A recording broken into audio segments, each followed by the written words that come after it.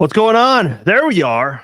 Nice little start to the live stream, but nonetheless, we're here. Appreciate you guys joining me live for this edition of the Red Friday live chat. I believe YouTube just sent out a notification. Yeah, so if you are subscribed and you have your notifications turned on, and if you're a subscriber on YouTube, then you'll definitely know that we are live. That's one good way of knowing. So for those of you who are listening to the archive version of this Red Friday live chat, and you want to be notified, that's one way of knowing it. You can be notified through YouTube, but if you prefer to watch through Facebook, that is certainly an option. So just letting you guys know about that. The reason I'm making a big deal about that right now is because we are doing the Red Friday live chat much earlier than we usually do it. We are doing it at 11 a.m. Central Time. So for those of you who are wondering why we're doing this early, got a scheduling conflict. In fact, that's going to be the case both today, obviously, because we're already started today, and next Friday. So 2 Red Friday live chats in a row will be at 11 a.m. Central Time here. So I understand there may not be as many viewers. I've been thinking about doing the podcast and the Red Friday live chats much earlier in the day. I certainly would like to do that, but I think a lot more people are more available during the evenings, nighttime. So I don't know. There is a possibility we might not have as many viewers and therefore not as many questions. And if that's the case, I completely understand. Just kind of the way things go, because we're doing this much earlier and people are usually more at home on in the evenings rather than during the morning or afternoon. So if you missed out live, I apologize. Just kind of the way we have to swing for this week, given the scheduling conflict that I have both this Friday and next Friday. All right, let's get right into it. Kansas City Chiefs getting ready to play the San Francisco 49ers in a little more than 48 hours. And since we last spoke, unfortunately, there has been another injury at the wide receiver position. Shocker. Just a complete shocker, I tell you. By the way, for those of you, I see a couple of comments already. If you guys have questions, comments, whatever is on your mind, please ask below, and anything you want to react to I'm talking about, let me know below. So the big news that came out Thursday was that Juju Smith-Schuster was limited in practice due to a hamstring injury. Now, we don't know the severity of it. We don't know if he had that injury going into Thursday's practice, or if this happened during practice, before. We don't really know. What we do know is he was limited in practice on Thursday, so it's very likely it happened during practice at some point. He spoke to the media Wednesday and was just fine. Usually when players are on the injury report and have to go see the trainer, they usually don't have to do media obligations. That's just kind of how I've noticed it over the years. I remember Travis Kelce was supposed to see the media right before the Chiefs-Bengals AFC Championship game in 2022, and he did not attend the press conference, and we got the injury report later that day that he was on it due to a back injury. So that suddenly turned into, oh wait, Travis is not at the press conference, and oh no, is he going to play? Which he ended up playing. But yeah, it's been a bad year for injuries. The way that whole thing works, if you see the trainer and you have some sort of a lingering injury, even if it's the slightest bit of pain, they put you on the injury report. And then they'll say, oh, hey, this guy's got a thumb injury, but he was a full participant. Those are the rules. That's what they have to go by. That's just the way things have to. That's the way things work. Now, sometimes you do hear athletes who say in the offseason, they'll do a press conference. Like Jalen Watson mentioned he had a shoulder issue, but we didn't really hear about that during the season. And that's not just one player. We hear that with a lot of players. I remember Dee Ford mentioning he was dealing with an injury one year, and hence why he didn't have the same production he had the year before. I think it was 2016 after a good 2015 season from him. Again, I don't know why. That's just the way things work out. But as far as Juju being on the injury report today, or at least yesterday, I don't know, man. This has been a rough season. And I say that like the Chiefs are 0-5, but that's not at all the case. The Chiefs are 5-0 right now. But at some point, even the injuries that you've already had before Juju's hamstring injury, I think they're going to impact the Chiefs at some point. Do I think the Chiefs can still three-peat and win a Super Bowl this year? Absolutely, I do. Probably going to be much more difficult without Hollywood Brown, Rashee Rice, Isaiah Pacheco, who is expected to return before the playoffs. But man, it's just piling up right now.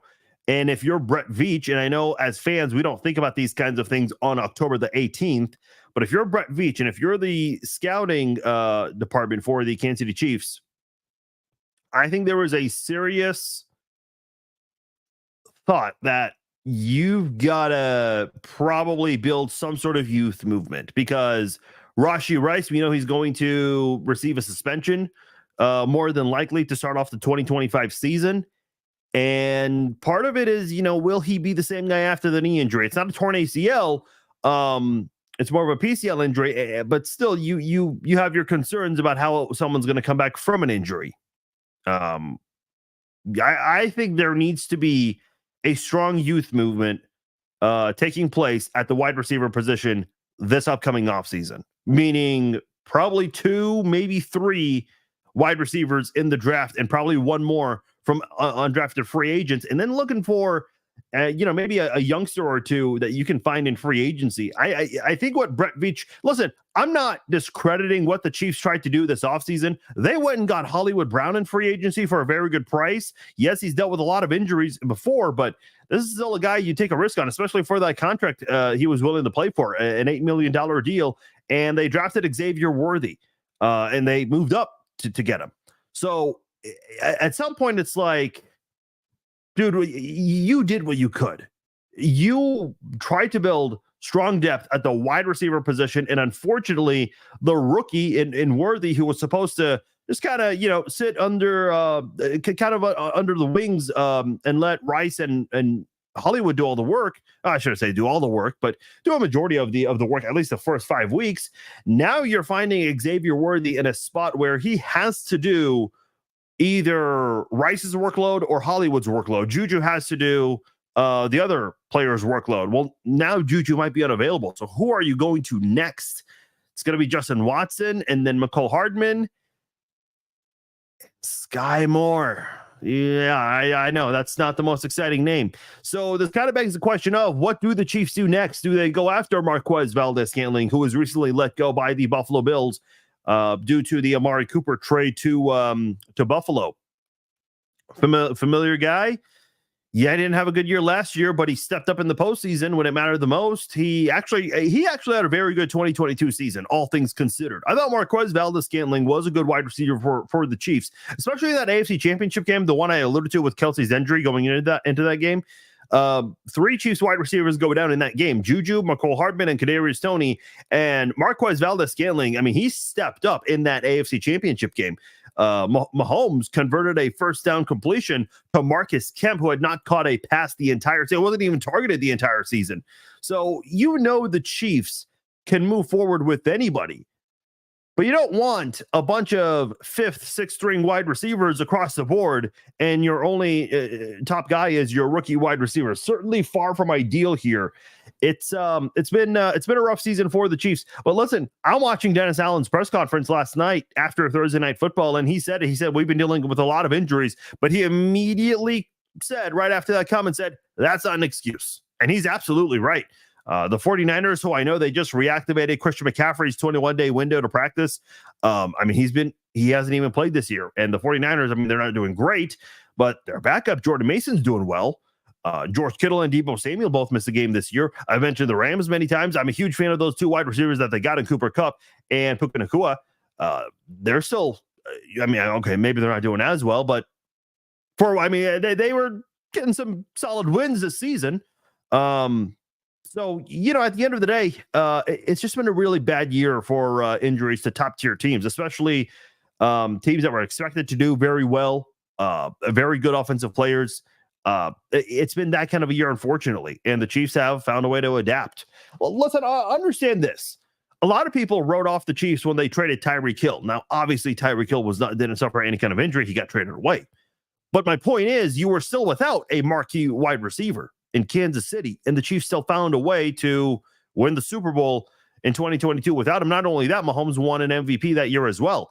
Last year was a far worse situation where the drops were everywhere. You guys all know the story. I don't need to reiterate it for you guys. But what happened? They flipped the switch when they had to do it at the very last second. Not ideal, but they found a way to win the Super Bowl again. And a lot of people wrote the Chiefs off again that time. So hopefully they figure it out. I mean, it just sucks. It's not something you want. Listen, I got a comment on TikTok after the Monday Night Football game over the Saints, and it was a Saints fan who said, "Oh, well, you only beat the Chiefs only beat the Saints because the Saints had 11 starters out." Dude, miss me with that bullshit. Do not use injuries as an excuse if you lose to the Chiefs. I mean, the Chiefs are without their top 2 wide receivers and their top 2 running backs. Now, Clyde Edwards-Helaire is back, but they haven't played with him this season yet. He's expected to play this week. It'll be his 2024 season debut. Pacheco obviously got hurt in the end of the Cincinnati game. Rashee Rice got hurt a couple of weeks later. Hollywood Brown, we haven't seen him yet. We may not see him this season. Rice is not expected to come back. It's been a rough go. So if you're going to use injuries as some sort of an excuse as to why, your favorite team lost to Kansas City, good luck trying to think that anyone's going to take your comment with any kind of value, because that is not something that's going to work in terms of excuses for the Chiefs. Listen, you win games, you lose games. Every team deals with injuries. And I think this year more than ever, teams that were expected to contend for a title or at the very least be playoff teams have been dealing. Look at the 2 undefeated teams. You got the Chiefs. We already went over their injuries. We kind of go over them every week. We don't do a live stream or a podcast of any kind without bringing up the injuries, because that's just been the theme of this season, despite all of the winning the undefeated season. Who's the other undefeated team? Well, it's the Minnesota Vikings. Well, they lost their quarterback, and I know he was a rookie quarterback, but in my opinion, I was more excited to see J.J. McCarthy more than any other rookie quarterback this season. But the Vikings still found a way. They're doing it with Sam freaking Darnold, for crying out loud. So if anything, we even saw last year with a couple of injuries at the quarterback position, and now we're seeing it this year with Minnesota. So the 2 teams that are undefeated right now, I mean, they're not anyone special. They're not free of any injuries. They're dealing with it just like anyone else right now. I mean, Minnesota, I think the thought process in Minnesota was, hey, let's just get through this season. It's going to be a shit season, and let's just be ready for J.J. McCarthy to come back. Well, now it's, hey, could we actually do this without him?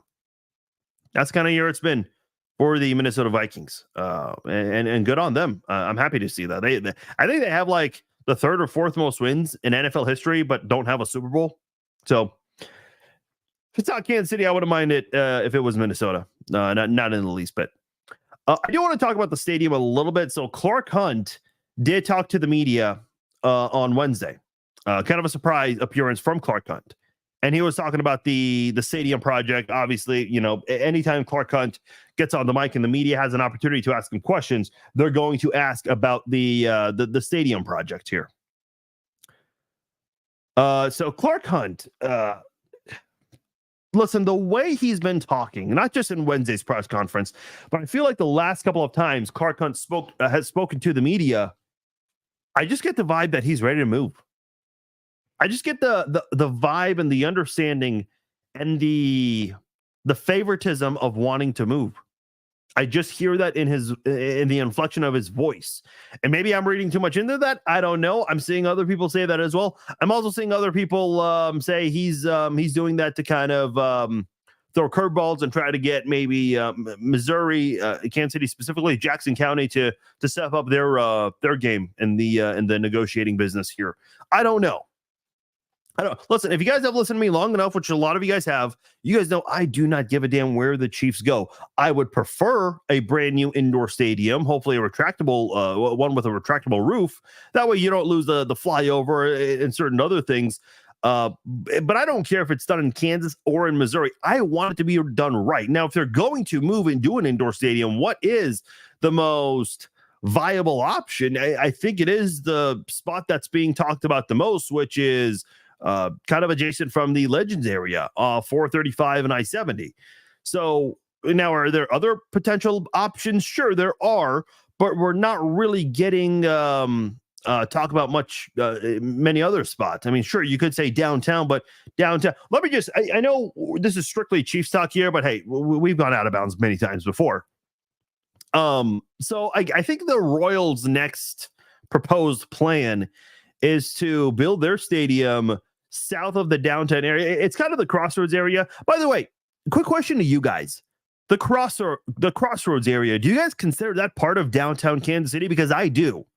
I think anything up until Union Station and the Memorial Union area, I think that is like the most southern point of the downtown area. And then the River Market, that is the most northern part of downtown.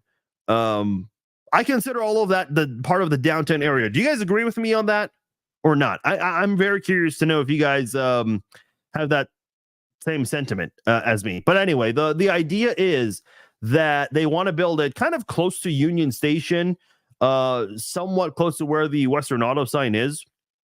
But I think, Mayor Quinton Lucas tweeted the other day, was talking about how traffic's going to flow much easier. I think in that area, I can understand that. But I think he's still trying to push the idea of having it be where they were proposing it before, which is right beside the T-Mobile Center. I was about to say the Sprint Center, which they don't call it that. That still has not hit me fully yet that they've changed it into the T-Mobile Center. But I just feel like with that plan, I don't know. I mean, listen, there are only 20,000 people at the max that can fit inside T-Mobile Arena or T-Mobile Center, excuse me. So we see the post-game traffic after that, especially with power and light and everything going on that area. How crazy that can be if there is an event, and after the event, how crazy it can be. And again, I get the downtown baseball stadium would be more south, but I don't know, man. The idea that the mayor has that that things are going to just be all roses and rainbows and there's not going to be any traffic, dude, you are fooling yourself with this one. You are fooling yourself. Listen, I don't hate the mayor. I know a lot of people particularly are not a fan of his and some of his policies and maybe some of the struggles that are going on with the city, and that's a topic for another time. But I feel like the mayor, his back is up against the wall. He was out there promoting very aggressively to have the Chiefs and the Royals go, I'm sorry, not the Chiefs, but the Royals go downtown and the Chiefs to renovate their stadium. And then ever since that April 2nd vote failed, dude, he had to do some serious backtracking. Like, it's almost like he self-contradicted himself in everything he was trying to promote. And I say that because I listened to his interview on KMBZ radio. Dude, he absolutely just retracted everything he was saying about and talked about how it was not very well promoted. Well, then why did you ever promote it and endorse it in the first place? And then a couple months ago on Monday in the morning, Pete Mundo's radio show, he all of a sudden went 100% into optimism mode. He's like, yep, the Royals are moving downtown and the Chiefs are going to renovate their stadium and they're going to stay there in 2031 and beyond. It's like, where the hell did this optimism come from? Because you were not giving any of this after the April 2nd vote. I don't know if there's been some conversations, but the way Clark Hunt's been talking, he has made it very clear that he's been talking to both Kansas and Missouri, and he's been exploring ideas with a brand new stadium as well as renovating the stadium. But it just feels like he is it just feels like he is 2 feet in on the idea of having a brand new stadium and a brand new training facility. And he mentioned multiple times that the training facility and the new stadium, they don't have to be right beside each other, kind of like how they are right now, which, that doesn't impact me. I would think that's ideal to have, but I know not every NFL team has it that way. So I don't know. This whole project with the stadiums, I don't know what's going to happen. I really, really don't. But Clark Hunt just gives off these vibes like he's ready to move on. He is ready to go out of Arrowhead. And to be honest, I do think it's time. I know a lot of people bring up tradition, and I'm with you guys, man. I've said this many times before. I have a lot of memories of games going there. Growing up, my parents taking my brother and I to Royals games, Chiefs games over the years. And, people want to carry those memories onto their kids and hopefully their grandkids. But the team is still going to be the team. They're still going to be here. I don't understand the fight between Kansas and Missouri. I've just never understood that so much. I mean, listen, man, we have barbecue spread across both states that we've all visited and loved. I mean, you can't tell me you're from Missouri and you've never been to a spot anywhere in Kansas, whether it's Joe's KC, the Legends, whatever it may be. I mean, we've all crossed the state line to go somewhere that we like. I mean, if you're in Kansas, you definitely have to go to Missouri for Chiefs games, Royals games, T-Mobile Center events, whatever it is. If you're in Missouri, you don't have to do that, but there are some events that take place on the Kansas side that's not on the Missouri side. So this whole I saw one comment on Twitter one time.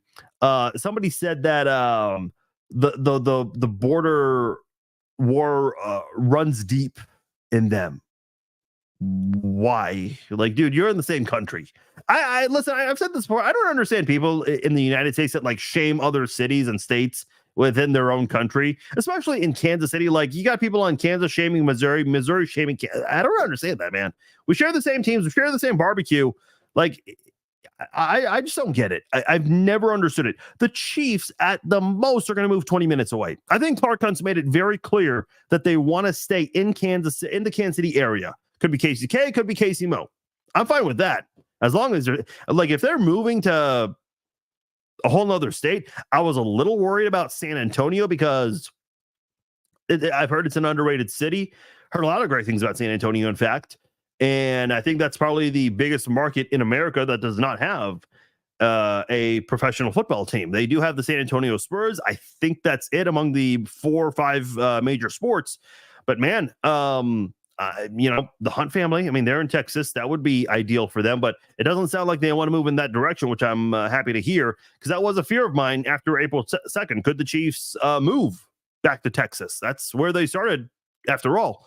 But no, Clark Hunt he wants them to stay in Kansas City, which is good. Let's see the 49ers matchup here. We mentioned Juju and the injury he's dealing with. As far as the matchup itself, this is obviously a marquee matchup because it's a Super Bowl rematch, but it's not. To me, it doesn't have the same feel because the 49ers, they have not played very well this season.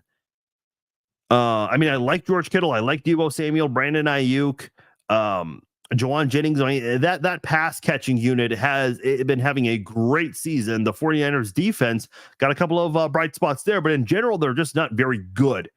I know Mahomes and the Chiefs offense, they're off to a slow start, though I would say in the last 7 quarters, so starting from the second quarter of the Chargers game all the way through the full game of the Saints matchup, I do think the Chiefs offense has been playing much better this season since then. I do.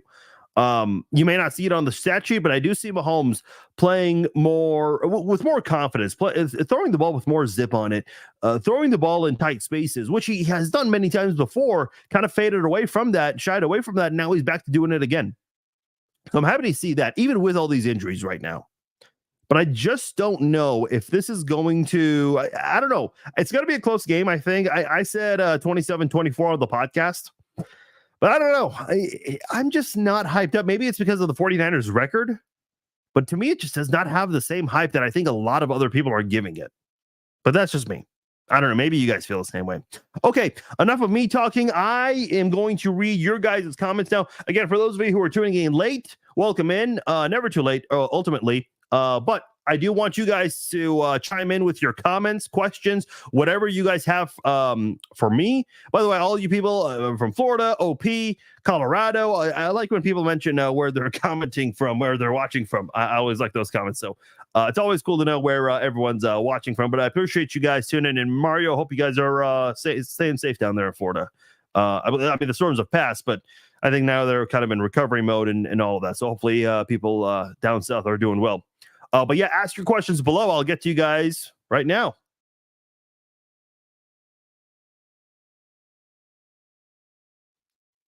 All right, starting with Melinda. Who is a viable wide receiver that we could actually maybe get? First of all, I'll just say this. I don't think the Chiefs are getting anyone. through a trade, that is. Through a trade. I know Adam Thielen's been kind of a popular name out there, but with his cap hit at $9.9 million, I don't think it's happening. I know Deontay Johnston, I think was not Johnston, Johnson was the guy that was mentioned as well, also from Carolina, but I don't think he's got a friendly contract by Kansas City Standard here. His cap hit is at $10 million, according to Spot Track. Keep one thing in mind, because I keep getting these questions. People are asking me, are the Chiefs going to get anyone, and who are they going to get? Well, are they going to get anyone? I'm saying no. Never say never. But as I've said many times, there is a very slim chance of this happening. I am very strongly on the idea that the Chiefs are not going to make a trade for a big name wide receiver unless they restructure Juwan Taylor's contract. That's the only way it's doable. Because of the $4.9 million in cap space, do not expect the Chiefs to make a move. As far as the trade goes in free agency, sure, I could see a move being made there. But again, you got to make sure you have enough money to spend later on with other injuries when you elevate guys from practice squad and free agency. You gotta be ready for that. So I know it's not an answer a lot of you guys want to hear, because I keep seeing the comments on my Facebook page and I see it on my Instagram comments, TikTok, and on Twitter. People keep saying, why is Brett Veach not doing anything? Well, it's not that he does not want to do anything. It's that they're in a bind with the salary cap, unfortunately. That's and Tim Grunhard mentioned this. Harrison, okay, kickers, they're not making that much money, but still, you made Harrison Butker the highest paid kicker in NFL history. You made Creed Humphrey the highest paid center in NFL history. Chris Jones is the highest paid defensive tackle in NFL history. They gave Travis Kelce a raise in the offseason. Trey Smith, I mean, that's a guy who you're going to pay as well eventually. And listen, this is a great problem to have. This is not an issue the Chiefs had 10 years ago. They were trying to build their team 10 years ago. But you can't make everyone the highest paid players at their position in the history of the sport. It's just the salary cap doesn't allow you to do that. So you got to watch your spending a little bit here. Which, listen, I was never in favor of Chris Jones leaving. I had question marks about it last year as to whether or not it could happen, because Chris Jones made it sound like he would sit out for half the season. But the only viable reason you could give me as to why, a reasonable reason why Chris Jones should be traded would be the money. I mean, that's a lot of money he's eating up there, and I think he deserves it. Don't get me wrong. Do I agree with that? No, absolutely not. But I mean, you're paying Chris Jones. You just paid Creed Humphrey, who just got paid like a guard. And guards are making a lot of money, which is going to be very hard to keep Trey Smith. And I commend Brett Veach. He's doing his best. I mean, he's trying to keep a lot of these core guys together. Unfortunately, you could not keep Tyreek Hill. You could not keep L'Jarius Sneed. If you kept Tyreek Hill and L'Jarius Sneed, I don't think Chris Jones would be on this football team anymore. I just don't. I don't know if you'd be able to pay Creed Humphrey and Harrison Butker the way you are. So,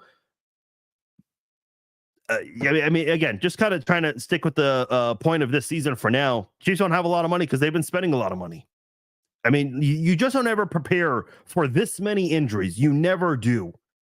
But here we are. And we'll see what the Chiefs do.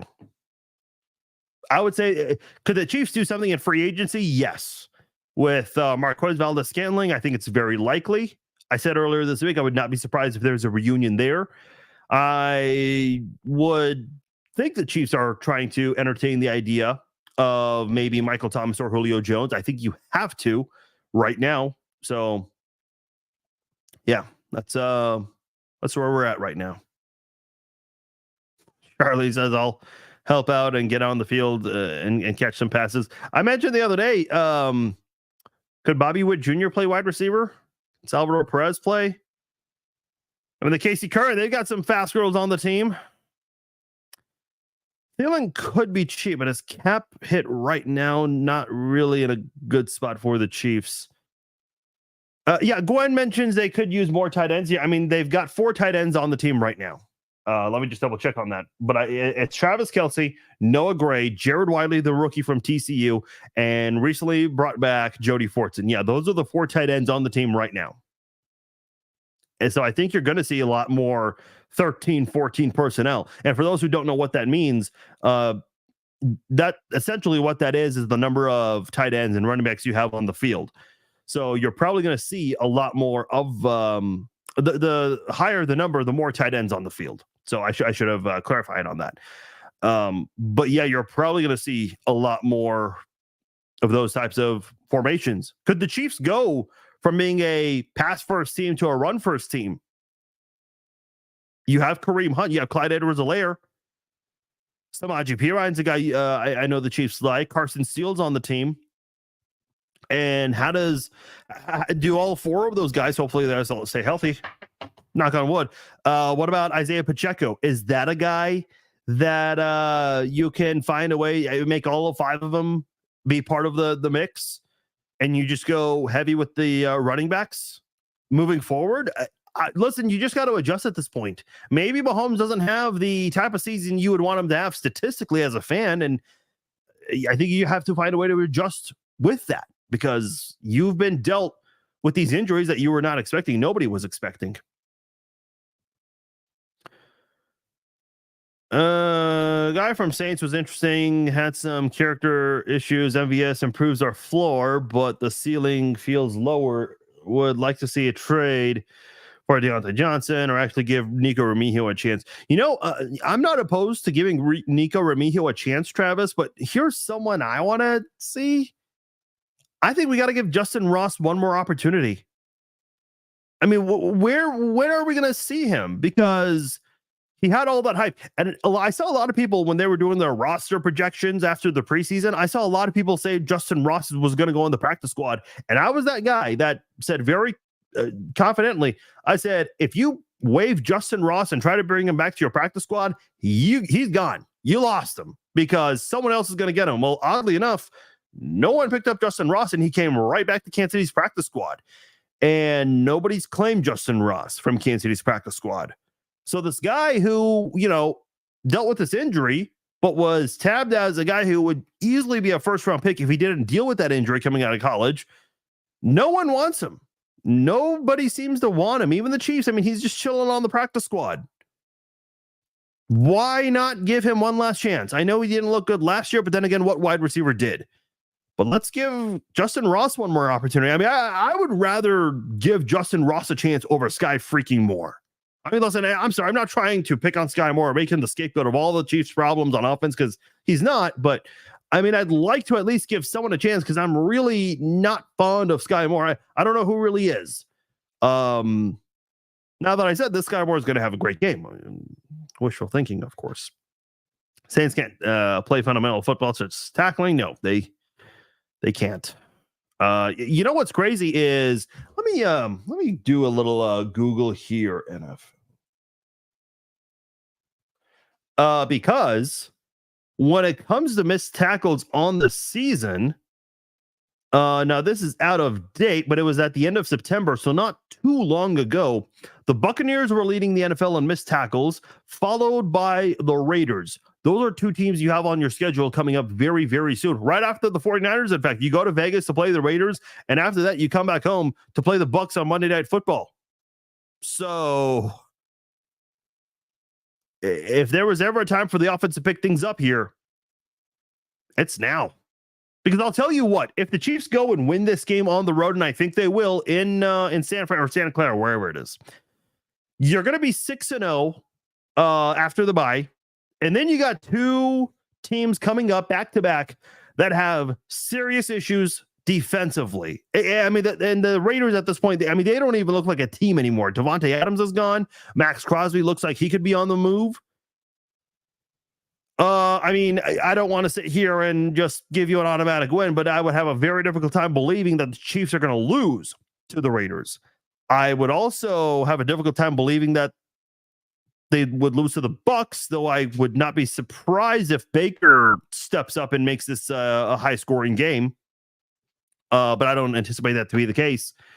But they've got defensive issues that I think the Chiefs can utilize and take advantage of. If you can win this game against San Francisco, there's a very good chance you could win the next 2 games and you would be 8-0 to start off. I think there's a strong possibility the Chiefs go 8-0. You win this game, I like the next 2 already. I would bet on it right after the Chiefs beat the 49ers, which, by the way, I mentioned this earlier this week. We haven't even talked about this on today's live stream yet. San Francisco's got some issues with their special teams unit. Both kickers are injured. They do have one on the practice squad, and he missed 6 field goals last year. I think his name's Anders Carlson. He was a rookie last year for the Packers, was not a very good kicker. Their punter is one of the worst in the NFL. He's got the 8th worst when it comes to punt average, and 5th worst when it comes to net punting average. And then their kick return unit, they've allowed the 5th most kick return yards on the season, including a 97-yard kick return touchdown in their last game, which was last Thursday night against Seattle. So San Francisco, I mean, they're not looking very good on special teams. In fact, I told you guys this on the podcast. If you guys are on DraftKings, FanDuel, wherever it is you guys do your sports betting, I would go and put defense, special teams touchdown on this one for the Chiefs. I'm very confident that it could happen in this game. And even if you don't get a touchdown from defense or special teams, I will say this.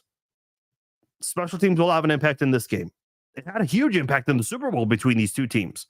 The punt from, I was about to say Ariza, but it was not Ariza. It was Tommy Townsend. The punt from Tommy Townsend ended up being a muff punt. That ended up being Tommy Townsend's final punt as a Chief. I mean, what an epic final punt for Tommy Townsend as a member of the Chiefs. But the Chiefs recovered that, quickly scored a touchdown after that to finally get a touchdown on the board and eventually rally, tie the game, and force overtime. Speaking of tying the game, a huge reason why you were able to tie the game is because Jake Moody had a PAT blocked in that game in the 4th quarter. And that was a huge difference maker, because if that PAT is not blocked, what was it? I think the Chiefs had like 6 or 7 seconds left at the end of regulation when they kicked the field goal with Harrison Butker. I mean, if you don't have that PAT blocked, the Chiefs have to go for a touchdown there. They can't kick a field goal. They actually have to try to win the game. And if they don't get a touchdown, then the 49ers win. That's how that one would have ended. But no, instead we got overtime, got a very exciting one in that one there. And then you also had the 2 kickers. Moody had the longest field goal made in Super Bowl history. And then 30 minutes later, Butker broke that record. So kind of funny how that all worked. But special teams was a pretty big part of Super Bowl 58 in more ways people recognize. And I think no one's talking about this either. Special teams is going to be very important in this game this Sunday. It will be, because the 49ers, they've been dealing with a lot of injuries, or a lot of issues. A lot of injuries also at the kicker position, but a lot of issues on special teams for the 49ers. So be ready for that one. And we're in 2024 Marty Ball. That is true. With Superman at QB, it's boring, but winning is fun. Yeah, and listen, you got games coming down to the wire. So, you know, kind of gets your heart rate going. You age a few years each game, but kind of makes it fun. Why not?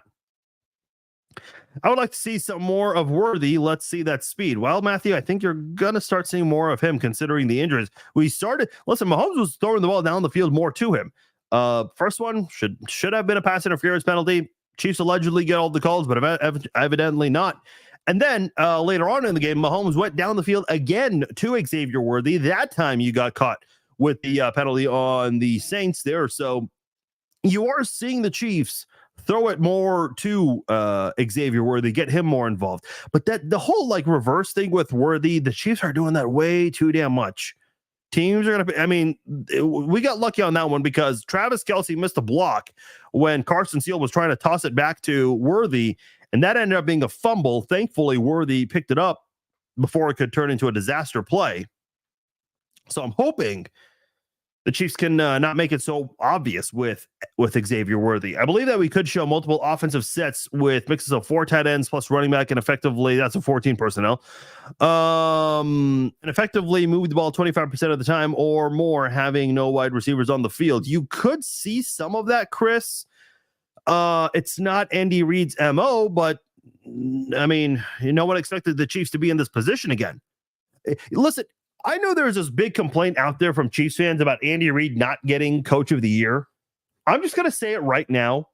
With the adjustments the Chiefs are having to make, and if the Chiefs continue to win as much as they are, they don't even have to be undefeated. I seriously believe Andy Reid should be in consideration for Coach of the Year. If you can find a way, I get you have Travis Kelce and Patrick Mahomes, but if you can find a way to win with all of these injuries you've been dealing with, if you get the number 1 seed, Andy Reid 1,000% deserves Coach of the Year in my book. Do I think Andy Reid deserved it in past years? I mean, I don't really know. Maybe in 2021, he should have been considered for it because that year the Chiefs started 3-4 and Mahomes led the NFL in interceptions, and they still found a way to win the division when everyone wrote them off midway through the 2021 season. I don't think he should have won it that year, but should have been in consideration. But man, I think Andy Reid should be in serious consideration to win the Coach of the Year award this year. I would still give my vote to Kevin O'Connell, because holy shit, like nobody expected the Vikings to be where they are now. So Kevin O'Connell would get my vote, but if I could give a second place vote, I would give it to Andy Reid right now, which again, I know the season's not ending now, but if it goes at this pace, I think Andy Reid's got a serious chance of winning it. And I really hope the voters recognize that. Downtown stretches from the Plaza to the River Market, from Hy-Vee Arena to 435. I don't consider the Plaza part of downtown. You're talking Country Club Plaza, Jake? I assume. I don't know. I mean, that's a bit of a drive there. I don't know if I would consider the Country Club Plaza part of the River Market. I would say, yeah, that's part of the Plaza. The Crossroads, that part of the Plaza, part of downtown KC. The Crossroads, I would consider part of downtown KC up until Memorial Union. I would say all of that is part of downtown Kansas City. Anything after that, beyond that south, is not part of downtown KC. I'm 100% certain that Clark Hunt has made up his mind with a new stadium. It's clear, and you can read it between his lines. And again, like, is he saying that because, and I recognize what you're recognizing, Elena, a lot of people do, but is he saying that to throw a smokescreen and try to say, hey, Missouri, get your shit together?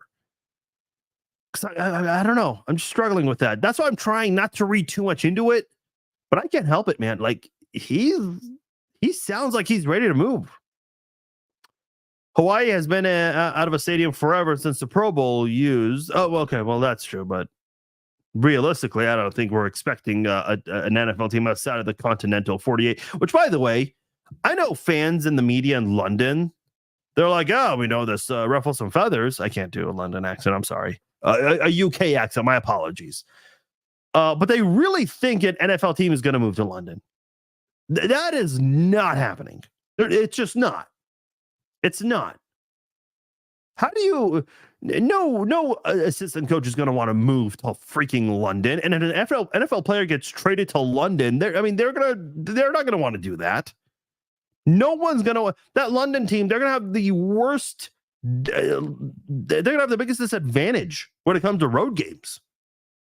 I mean, that's just not happening. I'm sorry, it's not. Listen, I think it's cool they're trying to globalize the sport, but I don't even like the regular season games. I'm a hypocrite, though. I do love the Sunday morning games. I love getting up early and having some breakfast with my NFL football. What time did we do the pregame live chat last year? Or did we do a pregame live chat? Did we do pregame live chats last year? I can't recall. I think we did. A lot's happened in a year. What time was that pregame live chat? I'm sure one of you guys remember. Follow the Chiefs regardless. Yeah. I mean, I'm glad to hear that. So, listen, I know there are a lot of people saying that on social media, but seriously, let's say the Chiefs move to Kansas, to KCK, 20 minutes away. Who are you going to root for? Are you going to change your allegiance to the Bengals or the Raiders? Please, come on. I love the memories of experiences at certain stadiums, but at the end of the day, stadiums come and go. If they can knock down the original Yankee Stadium, no other place is sacred. Time moves on. That's a very good point, Robert. That is a great point indeed. I mean, Yankee Stadium of all places. Yeah, it's a great point. As much as I love Arrowhead, we be still coming to games regardless where new stadium is going to be.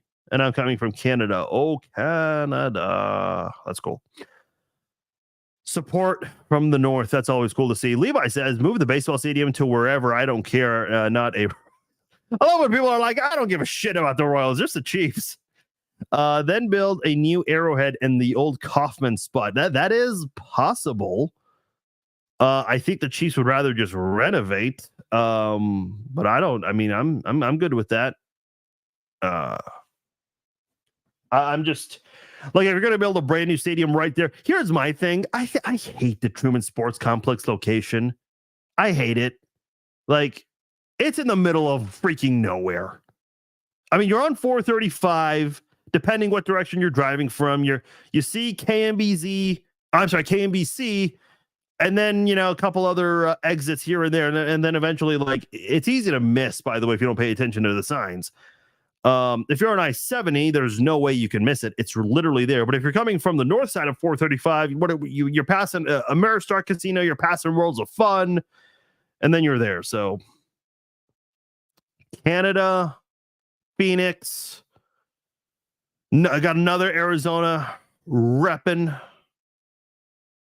Hey, Farzine, this game might be the one where Taylor Swift and the refs don't help the Chiefs. From Vineland, New Jersey, everyone's just shouting out their home area. That's great. I don't see JT going for that. Who's JT? Oh, Jawan Taylor. Yeah. See, I've said it before. Like, a lot of people keep saying, "Oh, well, just restructure this person's contract." Okay, but the guy's got to agree to it. You can't just sit here and say, "Oh, yeah, let's restructure this guy's deal and this guy's deal." But they all have to agree to it. Tyreek Hill admitted when he was before he got traded out of Kansas City. This was a couple of years before his trade. Tyreek Hill mentioned that he was asked to restructure and he declined. So you can't just have these. And listen, Jawan Taylor's been playing. Should Jawan Taylor restructure? Hell yeah, you should. But will he? No, not really. I mean, they signed a contract, so he's not obligated to go out of his deal, though he should. I'm kind of wondering if the Chiefs can come to terms on something where they can pay Jawan Taylor a certain amount and let him go. I would not be opposed to that either. Chiefs will matriculate the ball on the field with toss power. Bring back toss power trap, baby. That's what we need this year. Dude, how epic. I mean, listen, I know Andy Reid has that in the playbook. He has 65 TPT in there. I know he does. That dude wants to honor Hank Stram in some way. I know he does. He showed up to Super Bowl 58 wearing the exact same suit Hank Stram wore with the arrowhead pointing backwards. I know he's going to honor him with a 65 TPT. It's coming. I mean, they honored Len Dawson with the choir huddle there. So I know they're going to do something with 65 TPT. I'm just waiting for it. Dan says, is Juju out for Sunday's game? We do not know yet. We will find out in a few hours. This is part of the reason why I hate doing the live chat early today, because of a scheduling conflict. We would have been able to answer that if we did it tonight. But I'll keep you guys posted. I'll keep an eye on the injury report. We will have a game designation for you. He'll either be doubtful, questionable, or out. They used to do probable, but not anymore. Or they'll just not put a game designation, and that means he will play on Sunday. We do not know that answer yet. JC's MVS coming back. Yeah, I think that's possible. I want Pacheco back. Will he be out till next season? No, he is expected to come back, Gary. He is expected to come back. Chuck says Chiefs are not only playing for a 3P, they're planning for a dynasty, which requires using draft picks for low-cost impact players. Listen, here's my thing. Especially with all the injuries you have and the bind you're kind of at with the salary cap, go get this 3P this year. And I think the Chiefs have been all in on trying to do everything to improve across the board. It's just they were not expecting all these injuries. A lot of them on the offensive side of the ball. We haven't really seen a major injury on defense. Hopefully it does not happen. But here's my thing, because you got guys who are entering the final years of their deal. For now, Trey Smith, Justin Reed, Nick Bolton. I know there are a couple other guys I'm forgetting. You got guys who are entering the final years of their deals with the Chiefs. So, I mean, you're going to probably lose some guys. Get this 3P, because I don't think you're doing it again. There's no 4P, quad P. There's none of that happening. I don't see it happening. Get this 3P. Try your best to do it 4 in a row. Probably not going to happen, but try your best and probably use that year to rebuild. The Chiefs are going to be rebuilding in 2025 and 2026. And listen, the Patriots went 10 years after winning 3 and 4 years. So it's okay to have a little stretch there where you're not going to have that kind of success. I mean, the Chiefs are going to have, I would even argue, next year will be the year the Chiefs do not reach the AFC title game for the first time in the Mahomes era. But that's for another time. For now, we're all in on the three-peat, hopefully. I saw something where P. Ryan might be gone now that CEH is back. For now, no, Chase, but when Pacheco comes back, maybe. So we'll see. I know the Chiefs were really surprised and really liked P. Ryan when he became available. So we'll see. Melinda says it would make us hard to defend because that's not any reason. Oh, no, it's not. But again, you got to adapt and move on. Yeah, we don't know, Kyler. Hopefully we get an answer today. Andy Reid will talk today around 1:00, so in a little over an hour. Hopefully we get our answer then, and I mean, he's not going to say much, but the injury report will answer some questions, and maybe all. Which really, I think the only thing we're asking is he going to be available? Rather Ross, yeah, I don't know. I mean, I'm hoping so. Cheers, your 8-0 prediction. I just love your positive prophecies. Yeah, I'm trying to make them happen. Been working on my spirituality and manifestation. I'm working on all of that, Elena. I'm working on it. Jimmy says, I believe the Chiefs have scored more than 20 points in a game. It just have been way too close. I think you had a mistypo or something here, a couple of your sentences. I think what you're trying to say, Jimmy, is they have not allowed more than 27 points in almost 25, 26, 27 games, something along those lines. Yes, in Super Bowl 57, essentially. As far as the offense goes, when was the last time they scored less than 20 points? That's a really good. I've never looked at that. I've never looked that up before. They've done it in every. Well, no, that's a lie. Sorry. They scored 17 in the Chargers game. Still won it after a 10-0 deficit in the fourth quarter, mind you. And then let's see. They scored 20 points in every playoff game except Baltimore. That was 17-10. Against the Chargers, it was 13-12. Okay, but they had all the backups in that one. They put up 25 on the Bengals. They scored the last time they lost. They put up 14 against the Raiders. So during this streak of how many games is it? 9, 10, 11. This 11-game winning streak the Chiefs are on right now. They've only scored less than 20 points twice. Once was against the Chargers game. That was a game where you put in all your backups. The AFC Championship game, they scored 17 points. And in the Chargers game, they scored 17 points. So during this 11-game winning streak, they have not been able to put up any more than 27 points. But they're winning because the defense, they're limiting opposing teams. And that's all you can ask for from this defense. Listen, it's not the balance that you would normally expect. But if the offense can try to nullify those mistakes and be better in the red zone, especially with the play calling, and I know penalties don't help, I think the Chiefs are going to start scoring more, and they're going to help the defense. They're going to give the defense a little bit of a breathing room. And if the defense can keep doing what it's been doing, they'll be fine. Chase says, Jay Cutler arrested. Did I see that? I did. A pew-pew possession. I did not see that part. I didn't read the story. I just saw the headline. You know what's funny? I was actually thinking about this the other day. I remember when the Broncos got Jay Cutler, I was pissed. I wanted Jay Cutler in Kansas City. I was kind of hoping that, you could replace Trent Green with Jay Cutler, but no. Imagine wanting Jay Cutler. I mean, listen, at the time, that would have been somewhat of an upgrade, maybe. I don't know. I was actually doing a little bit of research on Jay Cutler's history this morning because of the news that came out about him. He is considered one of the top 100 Chicago Bears of all time. I mean, I was surprised. Then I thought about it. I'm like, okay, how many quarterbacks do you really think of when you think of the Bears? I mean, in Kansas City, you can at least say Len Dawson, Joe Montana, even for a short period of time, Trent Green, Alex Smith, Patrick Mahomes. But in Chicago, it's like, that's a very short list of guys. It really is. but I did not see the pew pew possession. I'm pretty sure you're wording it that way, Chase. See, Chase knows, man. Chase gets the AI and how they pick things up. Andy Reid is the best coach and deserves the award. But here's the thing, Layla. It doesn't go to the best coach. The MVP goes to the best player. Offensive player of the year goes to, one of the best offensive players.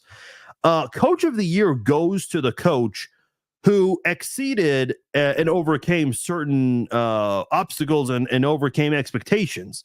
That's who coach of the year of the award goes to. So that's why Andy Reid doesn't really qualify. But I would say this year of all years, I think Andy Reid needs to be in consideration, a strong consideration for it. I know you have Mahomes, I know you have Kelsey, but you gotta consider it given everything going on with the Chiefs right now. Jimmy says, I hope the Chiefs get a place that allows for tailgating. If not, that would be a horrible mistake. Just saying. Jimmy, I don't think, I think you're speaking for everyone here. I would be shocked if the Chiefs do anything with their next move. If they move to and build a new stadium, I would be shocked if it's somewhere where tailgating is not doable. There is no way in hell the Chiefs would let that happen. The Chiefs love the tailgating atmosphere. I mean, that is a huge part. Every time when we've got announcers from CBS, Fox, ESPN, NBC, Prime, wherever, when they're doing a Chiefs game, they make a big deal about the tailgating scene. And the Chiefs do not want to lose that. I am sure of that. So I am certain, Jimmy, that they will not let that be a thing of the past. Excuse me. Kansas people drive to the stadium in Missouri and they don't bitch about the drive. Yeah, I mean, listen, again, like I don't understand the war between Kansas and Missouri. You know what else I don't really subscribe to? This Kansas City versus St. Louis battle. Like, why? Oh, well, they're in the same state. Okay. I mean, do people in KCK compete with the people of Wichita? Like, I don't get it. You're in the same state. So what? I'm not saying you should support the St. Louis Cardinals just because they're in the same state. I'm not saying that at all. I don't know. I just never understood that. I've been to St. Louis once before. It's actually a nice city. I was supposed to visit once for spring break, and it snowed because that's just the way the damn Midwest is. But St. Louis is a nice city. I would love to go back again. That's my biggest issue with the new stadium is how the tailgating could be affected. That's why I suggest the Royals moving and the Chiefs build a new spot where Kaufman is. Yeah, listen, kind of what I was saying to the other comment in response to Jimmy there. That will never happen. That won't happen. I would have a very difficult time believing the Chiefs would allow a tailgating to be a thing in the past and to not be accessible essentially in the parking lots. That is a huge deal.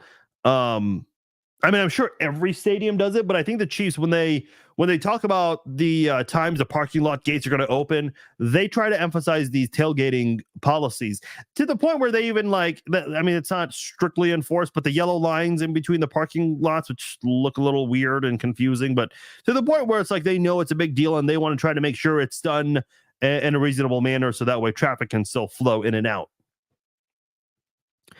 Best coach, get the ring in my book. I mean, that's one way of looking at it. Hey, listen, if we could all do the awards after the Super Bowl, then whoever wins the Super Bowl, they get all the awards. But that's not how it works. That's why on the at the end of the NFL Honors Show, they always put a disclaimer. They're like, listen, this is just for the regular season. This does not reflect on postseason success, which even then afterwards, you see people on Twitter bitching about, oh, well, how is this guy the MVP? He didn't even win a playoff game. Well, that's not how it works. But that's why they do the disclaimer, and still people don't read. Hey, this was fun. We had a lot more people tune in than I expected. This is normally not the ideal time to do a podcast or a live stream, but that's just kind of what we had to do because